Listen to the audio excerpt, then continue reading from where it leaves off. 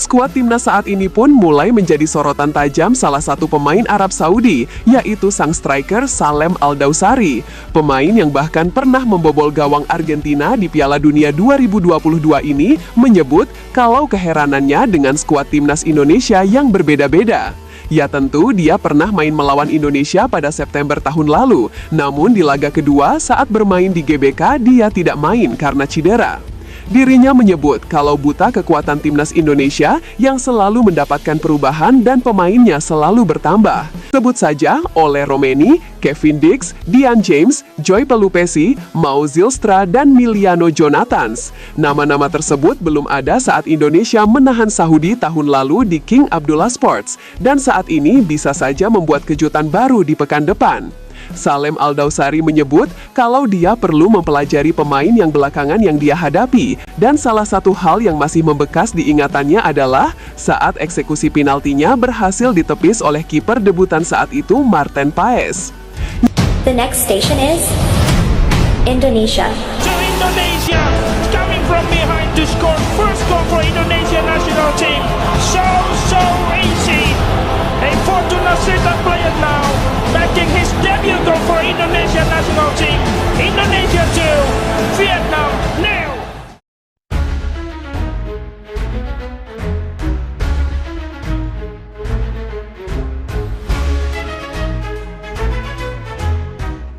Lima hari menjelang round 4 berlangsung, sudah ada 15 pemain yang mendarat di Jeddah, Arab Saudi. Walaupun mereka yang mendarat adalah rata-rata pemain lokal atau pemain yang bermain di BRI Super League.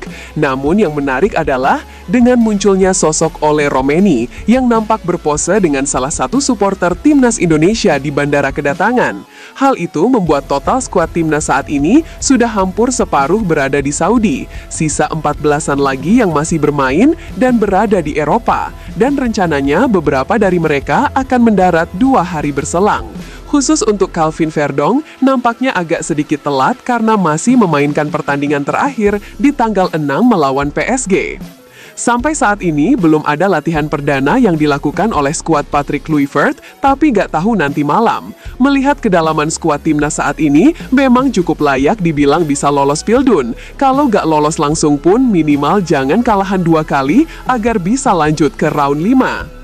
Skuad timnas saat ini pun mulai menjadi sorotan tajam salah satu pemain Arab Saudi, yaitu sang striker Salem Al-Dawsari. Pemain yang bahkan pernah membobol gawang Argentina di Piala Dunia 2022 ini menyebut kalau keheranannya dengan skuad timnas Indonesia yang berbeda-beda. Ya tentu dia pernah main melawan Indonesia pada September tahun lalu, namun di laga kedua saat bermain di GBK dia tidak main karena cedera. Dirinya menyebut kalau buta kekuatan timnas Indonesia yang selalu mendapatkan perubahan dan pemainnya selalu bertambah. Tentu dari September tahun lalu sampai sekarang sudah ada beberapa pemain yang masuk. Sebut saja Ole Romeni, Kevin Dix, Dian James, Joy Pelupesi, Mau Zylstra, dan Miliano Jonathans. Nama-nama tersebut belum ada saat Indonesia menahan Saudi tahun lalu di King Abdullah Sports, dan saat ini bisa saja membuat kejutan baru di pekan depan. Salem Al-Dawsari menyebut kalau dia perlu mempelajari pemain yang belakangan yang dia hadapi, karena walaupun pemain belakangnya masih sama, tapi pelatihnya sudah beda. Dan salah satu hal yang masih membekas di ingatannya adalah saat eksekusi penaltinya berhasil ditepis oleh kiper debutan saat itu Marten Paes. Ya mereka selalu punya pemain baru setiap pertandingan. Saya tidak tahu bagaimana mereka memproses itu sampai akhirnya bergabung bersama Indonesia. Jelas mereka bukan kekuatan yang sama, dan saya buta kekuatan mereka saat ini, ucap Al-Dawsari. Yang saya ingat adalah soal lini pertahanan mereka, dan nampaknya saat itu masih sama, dan tentu ya kegagalan penalti saat itu masih membekas dalam ingatan saya, tutupnya. Tidak lagi dianggap sebagai tim underdog, pelatih Irak sebut Indonesia sudah berbeda jauh dengan 2 tahun belakangan. Kalau tahun lalu saat di round 3 kehadiran Indonesia banyak dianggap sebagai tim underdog, namun kali ini semua persepsi itu sudah berubah. Memang sebenarnya kita lebih enak dianggap sebagai tim underdog karena lebih punya keleluasaan dan juga lebih bebas tanpa beban. Selain itu, jika status kita masih underdog, tim kita banyak dianggap remeh oleh tim lain yang bisa saja membuat tim itu jadi terlena. Hal itu sempat terjadi saat Indonesia lawan Saudi di laga perdana round 3 yang saat itu jelas membuat Roberto Mancini nampak terlena dengan timnas Indonesia. Alhasil saat itu Indonesia berhasil memberikan kejutan dengan menahan imbang Saudi di kandang sendiri. Selain itu, perjalanan Indonesia juga berlanjut saat menantang Australia di laga kedua round 3. Saat itu Indonesia juga berhasil menahan imbang anak asuh Graham Arnold yang saat itu masih melatih Australia. Namun itu tidak berlanjut di laga melawan Bahrain dan juga Cina, saat tim kita seolah dianggap berada di atas angin dan bisa menang mudah dari dua tim itu, malah kalah sekali dan satunya seri. Ya, laga melawan Cina yang kalkulasinya menang, tapi malah kalah. Namun saat ini di round 4, Indonesia tidak lagi datang sebagai tim underdog lagi, menurut pelatih Irak Graham Arnold. Hal itu melihat potensi skuad yang ada saat ini sudah mewah dan bermain di Eropa, membuat Indonesia sudah berganti status sebagai tim favorit. Ya, Arnold tidak menutup kemungkinan Indonesia bisa saja langsung lolos dari round 4 karena kekuatan yang cukup pantas. Setahun lalu mereka adalah debutan di round 3, tidak ada yang menganggap mereka akan melangkah jauh. Tapi dua laga awal saat itu membuat banyak orang terkejut, ucap Arnold.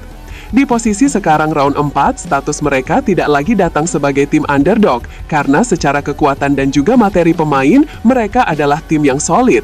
Ya, mereka bisa saja lolos langsung dari round ini, tapi tentu itu adalah tiket yang harus kami curi, tutupnya. Tamparan keras dari Jose Mourinho, sebut sepak bola tidak sesederhana itu. Ingatkan Indonesia fokus bangun sepak bola dari usia dini dan tidak hanya andalkan naturalisasi. Mourinho, bangun bro, tidurmu terlalu miring. Langkah Indonesia untuk benar-benar berada di Piala Dunia hanya 180 menit lagi. Jika berhasil menang di 180 menit tersebut, maka satu tiket sudah terbooking untuk main di Pildun tahun depan. Ini adalah jarak yang paling dekat Indonesia ke Pildun sejauh ini. Bahkan tidak ada yang menyangka kalau Indonesia akan berada di posisi ini.